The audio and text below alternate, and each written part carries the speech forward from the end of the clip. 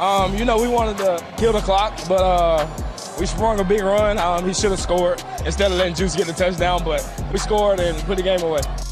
That they did. The San Francisco 49ers, with Deebo Samuel, who you just heard, take care of business in Seattle. A 36-24 win over the rival Seahawks, getting the Niners back on the winning track after last Sunday's deeply disappointing loss to the Cardinals.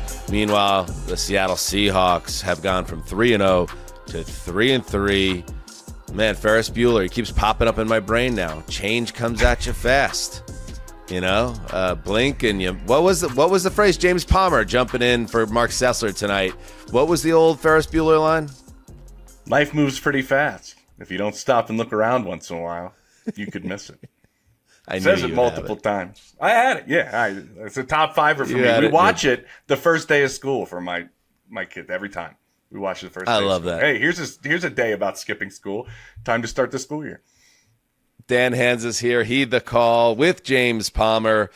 Underdog Bros at it. Right. Sessdog, by the way, it's his birthday. We'll get to that later. Oh, yeah. So he texted me and he was like, "Hey, FYI, it's my birthday." And I didn't really know why he said that, but then I was like, "Oh, he wants me to say, hey, don't worry about Thursday night," which I was happy to do. And James Palmer was ready to roll, tapped ready to go like a closer, but not a Phillies closer. That's too soon. Oh, dude. That's too soon. I'm sorry. I didn't mean that. Like my closer days. How about that?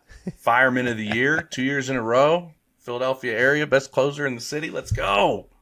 I like that. I did not know that. I could have used me, anyway, I think, honestly. The Niners get 3 touchdown passes from Brock Purdy. They get a big Deebo Samuel play, which has been in short supply this season. They get a clinching run by Isaac Guerendo, who, and I tweeted about this, and James, you mentioned it before we started. I don't know because, the nerds, the analytics nerds, at some point got it in somebody's ear that, slide down at the 1 yard line because you have a 0.0004 better chance to win. Can somebody give Isaac Guerendo his flowers in primetime of an NFL game? He goes down, and to compound things, they let Juszczyk, the fullback, score so he could jump in the stands with his wife. What is this? What are we doing? I think this was a marketing ploy. This was to get Mrs. Juszczyk's marketing abilities to just kind of rise the ladder a little bit. Those custom threads she makes for everybody from Taylor Swift on down. Just more FaceTime now on a Thursday night that we do that. James, I don't know. James, I'm looking at the box score. It's even worse. Guerendo, 10 for 99. Oh, he goes one more yard.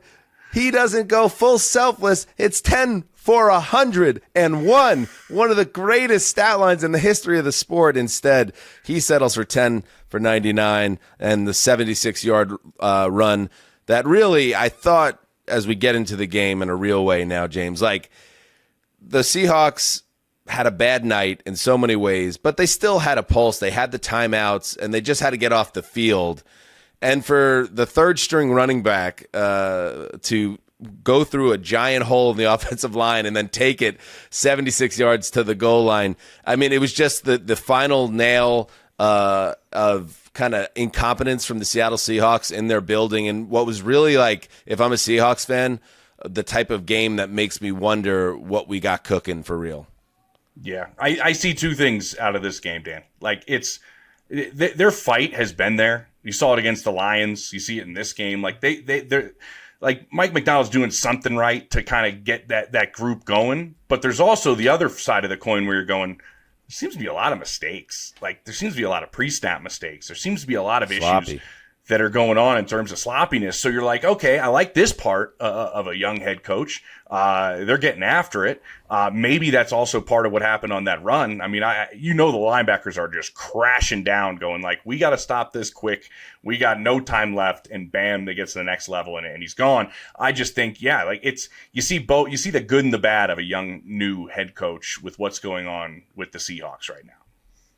Yeah, so giving up the Guerendo run was the end of it for this game. But, I thought in general, San Francisco was the recipient of Seattle continuously shooting itself in the foot. Geno Smith, I know his stats ended up in a good place, but he had 2 turnovers in this game. The first one early on short-circuited the opening drive and led to points for San Francisco on an overthrow, ill-advised pass with pressure coming.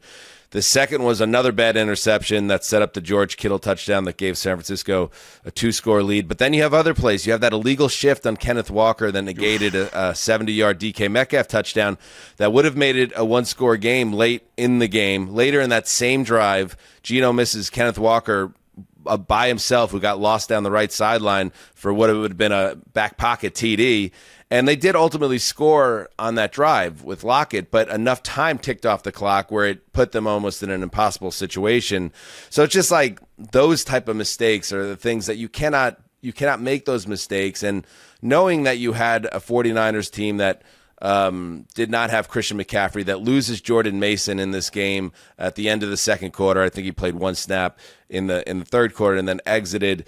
And knowing that you don't want to lose at home to your division rival, and yet you don't bring your A game. I give credit to San Francisco for getting back in the win column, but the Seattle performance is eye-opening, and now I kind of have my my antenna up with them a little bit. I got to be honest.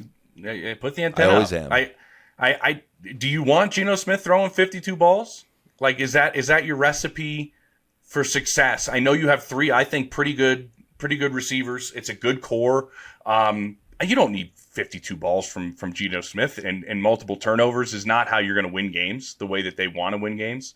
Kenneth Walker runs the ball for 32 yards. It looked like last week it was like, okay, here he comes back. But yeah, that's not a recipe for success in what you're trying to do as an offense at all. I'd like to focus, we'll get to it, right, Dan? Like, the other quarterback is showing me everything that Geno's not after this game, and he just keeps building it. And that's Brock Purdy has been outstanding. I thought of this and thought about what we were like while I'm watching the game, what we're going to talk about, and go, like, when is the day going to be where it's like, whoa, Brock Purdy's like carrying this thing? Like, when does that day come that people start saying that, as opposed to, all of the comments since he became the starter, that the team is carrying Brock Purdy? It's a good question. And if you're actually watching these games, because if you look at the stat line, you're saying, oh, look, Purdy's not having a nice year. Coincidentally, it's when the Offensive Player of the Year is in Germany getting his Achilles stretched out. But if you're actually watching the games, what'd you say? He's getting both of them stretched out. Oh, he's getting them both stretched out? Yeah, he's got Achilles issue in both legs. That's not good. But if you've been watching the games, he has played really well all season, I thought. And one thing that has jumped out to me throughout this year is his pocket maneuverability and how comfortable he is. He's like the anti Deshaun Watson. Deshaun Watson is the guy that is always eyes down. Brock Purdy's always eyes up, and he's fearless for a guy who's not like an imposing player. He's listed as 6'1", 220. That seems generous. But he does. He has a great skill set combination that he's able to extend plays, and he puts himself in harm's way seemingly. But he's very good about not taking a kill shot and finding a way to protect himself while also extending the play. It's a rare trait to have, and it's a big part, I think, what makes him a top 10 quarterback. And I don't know if I would have said that before this season, but this is the first year where I'm like, even though his numbers aren't as good as they've been in past years after this amount of games, he just feels like he's developing, and maybe it's taken some of these other players coming off the field for a challenge for him to raise his game on his own. But I agree with you. I know it hasn't been an overly smooth start for the Niners, but the quarterback is the last issue they've had. I completely agree. And I remember Kyle Juszczyk telling me this. He was like, because I was like, why is Brock like always seem to be just a little bit faster than everybody thinks he is on the field? Because that seems to be the perception, right? Like, he's not blowing anybody away, but somehow he always finds a way to get away in some capacity. And he was like, I'll tell you why it looks that way. Because he runs with such a mental aspect to running. And I was like, what? And only says that the super smart Kyle Juszczyk can think of it in this frame of mind. He's like, he's so smart in where he knows he wants to go. he's already decided where he wants to go 3 steps before he started going there. So like, if that makes sense, his decision making on where he wants to go on the field is very, very quick. And he has his angles down very, very, very, very quick. And so he has this ability to just kind of have an appearance to be faster than he actually is because of the mental way he sees the game.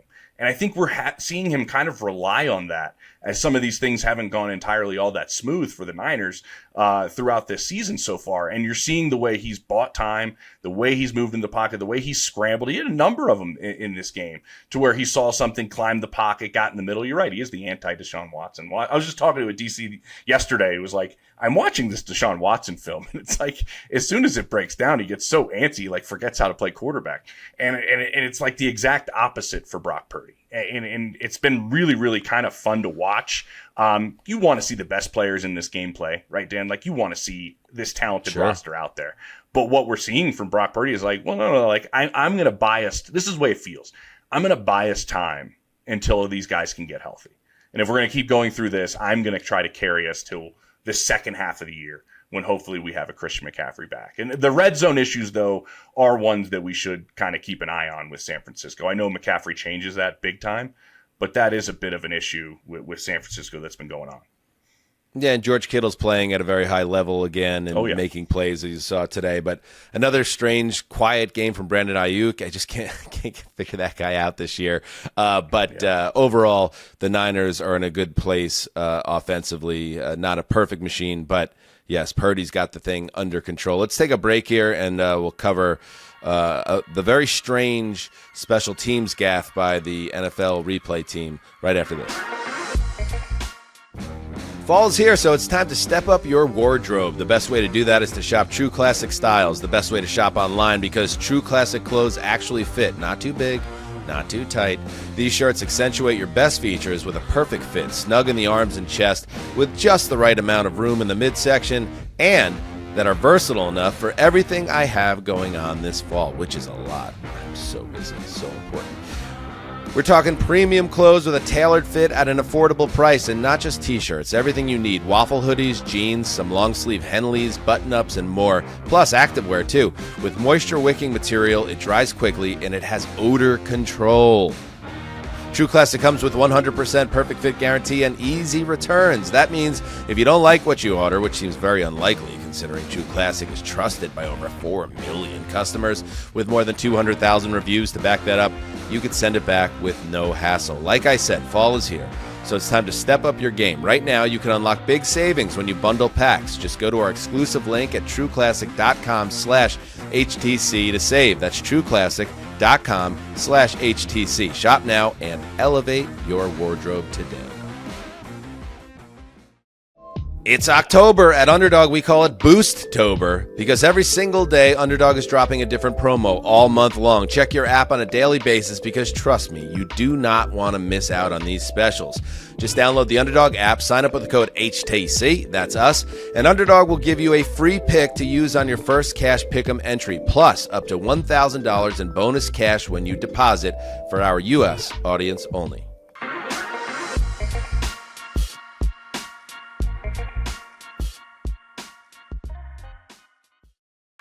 All right, welcome back. So the second half, by the way, this game looked like it was going to be a total blowout, but San Francisco is good at keeping things interesting in the second half. So 4 days after they blew it. Yeah, 4 days after they blew a 23-10 halftime lead in losing to Arizona, the Seattle Seahawks begin a comeback that starts with Laviska Shenault's 97-yard kickoff return for a touchdown after the Niners punted. Geno Smith leads Seattle on a 94-yard drive. Kenneth Walker goes in. All of a sudden, it's 23-17 at the end of the third quarter, and you're like, oh, my goodness. It was around this time when there is a play that happens that I'm just trying to figure out how – I don't know. So – here's the play. So the Niners punt it to Seattle. Seattle returner D. Williams gets pushed. One of his blockers gets pushed into him, which is allowed. That's legal. And the ball clearly, upon if you looked at the Amazon replays, goes off Williams' fingers, and it is recovered by San Francisco. And it should have been Niners ball at the Seattle 18. However. officials initially throw a flag on the Niners receiver Chris Conley for punt catch interference. They pick that up, and then there's a challenge because obviously the Niners say, "Hey, that was a muff. That was off his finger." Yeah. But I'll let Terry McCauley of the Prime team, the officiating and analyst, explain how this didn't end up with San Francisco having the football. Yeah, Al, I spoke with Walt Anderson in the command center in New York, and what they're telling me, they did not get our enhanced video that we showed the ball touching the finger. What they had was the raw feed from our cameras, and it was not clear and obvious to them that it touched the finger. So it cost San Francisco a timeout when they rightly challenged a play that did not get overturned. And Seattle ended up punting on the drive, but it still cost the Niners 70 yards of field position and maybe a put-away score. I don't know how that happens, James, but it's obviously very frustrating. How does that crew in New York not get the same angles and camera shots that the audience gets? It seems counterintuitive. Yeah. I think it's always great when it's always like all of us at our home, like, look at this great angle. I don't know what TV you have, Dan. Mine was crushing it up here in the mountains, nice. And it was just like boing, and you just see the finger move. It's and you're very like, clear. Oh man, this 4K stuff, this HD, let's go. And you're like, wait till they overturn this, and like, what? And then nobody knew anything until Terry came on. Like, what was the time period? It was another 20 minutes later, maybe, real time, that we find that out. And my thought on it is this. This needs to be fixed. I'm glad this happened in week 6. And maybe that pushes to make sure that this doesn't happen in any game, because this is a massive gaffe. If the game turned out differently, and you're right, they didn't end up punting, and something ended up happening adversely, this is going to be talked about even further, but it needs to be talked about in terms of you can't have this happen. It's embarrassing for a billion-dollar organization like the NFL. The amount of money, I mean, I've covered a number of Thursday night games. There's more people there on a Thursday night than like Sunday night football. Like, their truck has a truck. Like, you know what I mean? Like, the broadcast truck has another truck. There's a backup truck. There's like so many redundancies that I've been told within the Amazon broadcast to make sure that no mistakes happen. It's astounding, the number of people that are there. But Amazon, so and Amazon didn't make obvious. Amazon did have it, and it's the fact that somehow there's not that. All right, so we got 2 rule changes in the last few weeks. We got to make sure we somehow. I don't know why we have to tell them this, but New York needs to have the same angles that the TV audience has, and there's also that after a safety, let's close that loophole where you could somehow like punt the ball and then the other team gets it back in their own from the point of the punt. That one was a sloppy one too. I just cleaned a couple things up. So like, it's funny because I have a couple of really good buddies that are TDs or EVS operators in the NFL. I wonder if my boy like Bezu is sitting there going like, check this out for the home broadcast. Let me zoom in on this. I know when we work my magic. No, we're not going to show the officials, but everybody at home's going to really see this finger, and he's just crushing the EVS and just. I'm picturing like the truck, everybody in the truck. I'm like, yeah, we got this. Where's the disconnect? You know what I mean? Like, I don't know. Are they watching like the video? Remember that movie? And was it Enemy of the State with Gene Hackman and Will Smith? Is that the name of the movie? Yeah, I remember that one. That movie was very good at showing like, well, just enhance it. And then all of a sudden it becomes crystal clear when you enhance it like a million times. Right. And that was like 1996. I mean, apparently we can do it now. Like 30 years since then, we should, the level of the camera quality, we should never make these mistakes. By the way, so, Seattle now is on, as we said, a 3-game losing streak after starting the season with 3 wins. It was a pretty soft opening where you got, obviously you got the Broncos rookie QB in his first start on the road. You got a Patriots team. Obviously you got the Dolphins. Was that the game Tua got hurt? Mm-hmm. And then now you've lost to the Lions, Giants, and 49ers. So now you're at Falcons, home Bills, home Rams, right, as they're getting more healthy, and then at Niners. So gut check time for Seattle. I have a couple more things before we say goodbye, James. And thank you again I like a couple more things. Pinch hitting. First of all, where do you stand? I mentioned the Laviska Shenault touchdown that made this game interesting again. Dynamic the kickoff return. Where do you stand on mascots joining the player touchdown celebrations? I'm all for the it. players are all celebrating in the back of the end zone after a huge score, and then the mascot, and I know that's where his area is, but him jumping in there, and then you could I feel it, like the player that he grabs is always kind of like, okay, cool. Like, do you think the mascot is out of bounds? Is he overstepping by joining the celebration? No, I don't. And I'm going to tell you why. You're speaking to a former mascot, Dan. So I'm always going why am I not surprised? I'm always going to be James Palmer being a former mascot is like definitely on my bingo card. I just have to say. Was I SpongeBob SquarePants at Hooters? Yes. Kids eat free on Tuesday nights. Did that lead me into people take kids to Hooters? That's what their thought was. The place was empty. It was more or less me messing with a bunch of drunks. You know, there's like, I don't know if anybody knows this, but like, we're off the reservation here. Guys, like there's a lot of gentlemen that treat their local Hooters like a local strip club. And they are regulars, and they are there in the same stool. And they buy the girls presents, and they do all this stuff. Yet none of the girls wear their real names on their name tags. They would never make that mistake with these guys hanging around. And I would just mess with these guys. They're all hammered. I'd steal their car keys as SpongeBob, run away with their keys, run away with their cell phone. Like, just mess with these guys because there's no kids eating there on a kids eat free Tuesday night. You know, dad's like, honey, I got the kids tonight, and I'm going to save us $1. Where are you going? Hooters. you watch the dog. Who are the ad wizards who came up with that one? Getting the Sponge and who's protecting SpongeBob's IP that he's connected to this? I mean, Hooters. This was a Nickelodeon sanctioned suit. But It was outstanding. It was phenomenal. But that led to a stint for a year as the backup Philly fanatic. So I have some big time. Well, hello. A little bit of the big mascot. Never did a. He is the mascot. Never did a game. They didn't trust me with that. But I did a lot of school closings in Philadelphia. Those definitely, I attended many of those. But there's some mascots in this league, I think, that are worthy of it. I think Blue in Indianapolis comes to mind. A lot of times it's the guy in the suit. Oh my God, did I just say that? Did I ruin it for everybody? There's humans inside these things? You're not supposed to say that. We'll edit. We'll take that out in post. Okay. But if their personal relationship, what is this like? Is that like a magician's code for the mascot? Yeah, dude. Like, I was the fanatic's best friend. That's what you call yourself. But like some of these guys, I'm not gonna lie, they have a relationship with guys on the team. Like they're around all the time, and they're boys with some of these guys. If it's a younger guy in the suit, they're friends with these guys. So it varies by team, I would say.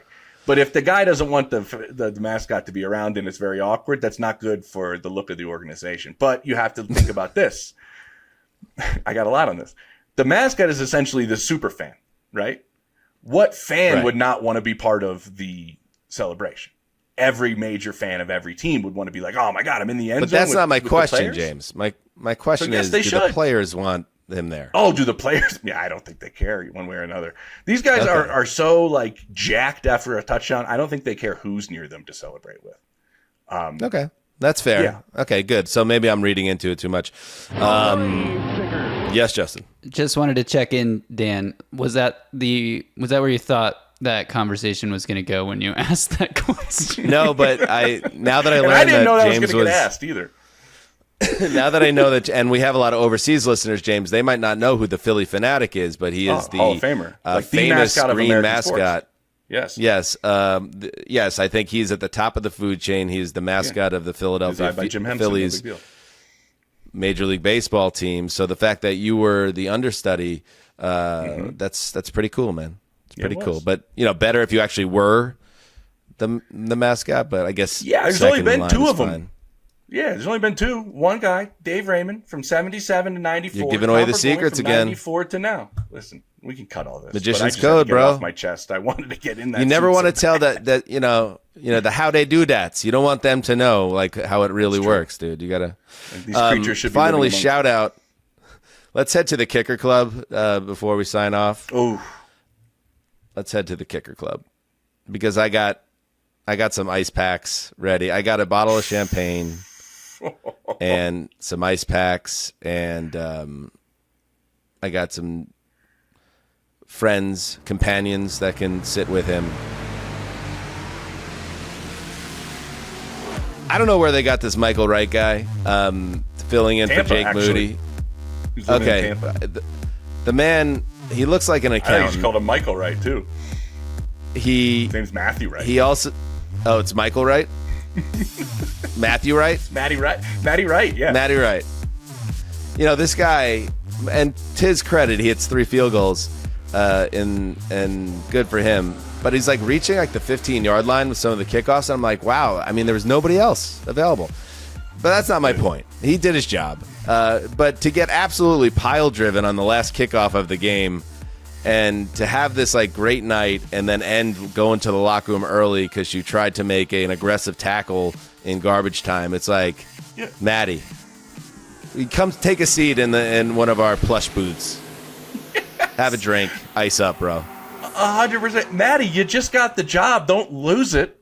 Like, you've been sitting at home on the couch. He looked, you know what he looked? He looked f***ed up. He looked like a guy that just probably his shoulder exploded out of the socket, and it's like They were working on him on right. the sideline. I mean, we'll see a training camp when we need a body next August. It's like, Matty, what are we doing, bro? I thought they zoomed in on Kyle Shanahan's face, and I didn't want to read lips, but I thought he was almost like, do we need another kicker? Like, into the headset. Yeah, Matty. Do we need another kicker? By the way, Moody has a high ankle sprain. Like, you know, You could have melted this for a few out. weeks. He's not coming back anytime soon. Like, Matty, what are we doing, bro?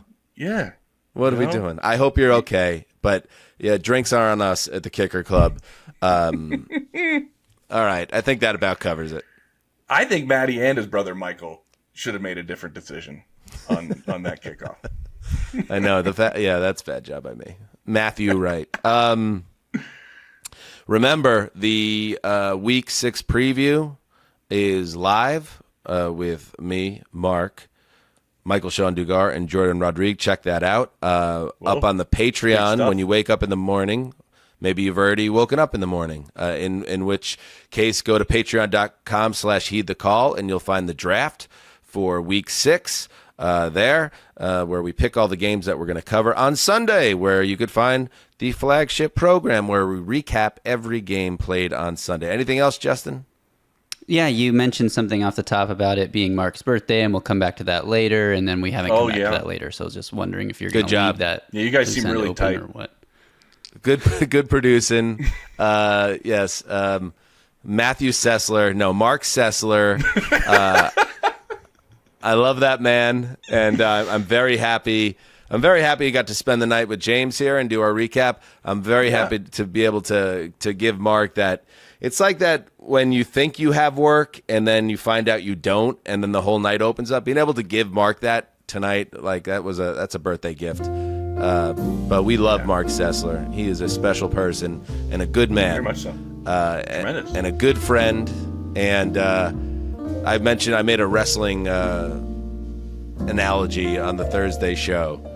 But there is a wrestling saying that if you could go, through your whole career and go through that career and end it with one real friend, one true friend, you've been successful. For me, that's the Cess Dog. He's a ride or die guy, and I hope he's having a great night, another Hollywood night for Mark Sessler. So happy birthday, buddy. Agreed. However old you are. Happy birthday. Which is, yeah, it's getting up there. But we're just, we might be getting to the point where we have to fudge it for demographic reasons, Justin. I was going to ask the reason why, but I see it. Because Mark is an ageless vampire, so he doesn't actually have. Oh, I don't that's know true. what his age is. I see that.